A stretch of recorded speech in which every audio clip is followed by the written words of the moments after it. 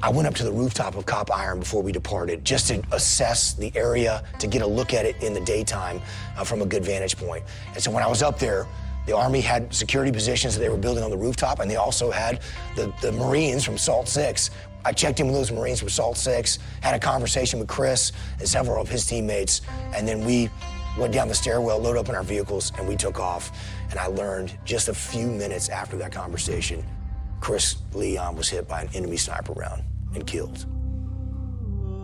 That 15-yard walk from my room with the laptop where I'm planning a mission to where the radio was a very long, painful walk, because I knew I was going to get some bad news. I didn't know what that news was, but I knew it wasn't going to be good. I could tell by the look on his face. And when I got on the radio, Chris's boss called me and said, "Hey, sir, we're coming in. Chris has been hit. We'll meet you at Charlie Medical," which was the medical facility on the base that we were operating. He didn't have a lot of other detail, but I knew I had a Marine on my team that had been shot. I don't think I fully understood the severity of it, at least at first, but I knew it was a really bad situation. When he got there, he was in the back of something called a Bradley fighting vehicle, which basically is a big tank. And the back of the tank has a big door that drops down like a ramp.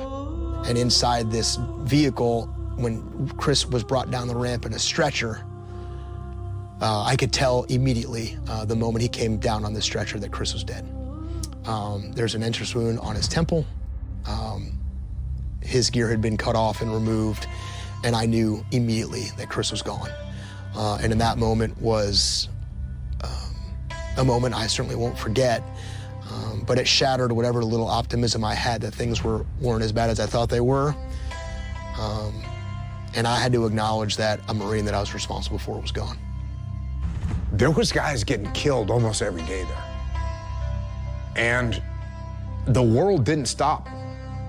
The world didn't stop when someone got killed. The world carried on. The operations carried on. So when Chris Leon got killed, Dave Berke had to carry on. He still had to go in the field. When Mark Lee got killed, we still had to go in the field. When Mikey Mansour got killed, we still had to go in the field. So what did I observe about Dave Berke when he lost one of his brothers and one of his men that he was responsible for? What did I observe?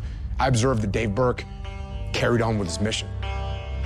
And all that pain,